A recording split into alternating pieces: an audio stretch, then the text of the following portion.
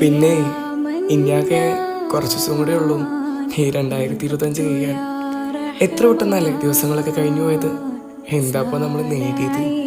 ഒന്നുമില്ല അല്ലേ? എന്നാലും ചിലരൊക്കെ ചിലതെല്ലാം നേടിയെടുത്തിട്ടുണ്ട്. പ്രിയപ്പെട്ട പലരെയും കിട്ടിയിട്ടുണ്ട്. ഒരിക്കലും മറക്കാനാവാത്ത, നമ്മളെ വല്ലാണ്ട് സന്തോഷിപ്പിക്കുന്ന ചിലതെല്ലാം നേടിയെടുത്തിട്ടുണ്ട്. ചിലർക്കോ പ്രിയപ്പെട്ട പലരെയും നഷ്ടപ്പെട്ടു. ഒരുപാട് വേദനിപ്പിക്കുന്ന, സങ്കടപ്പെടുത്തുന്ന ഓർമ്മകൾ മാത്രം മനസ്സിലുണ്ടാവും അല്ലേ?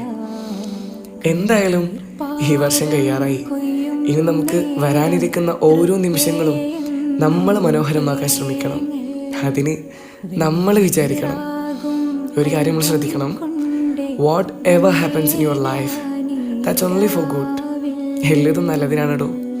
Take a deep breath and move on. ഇൻഷാ അല്ലാഹ് one day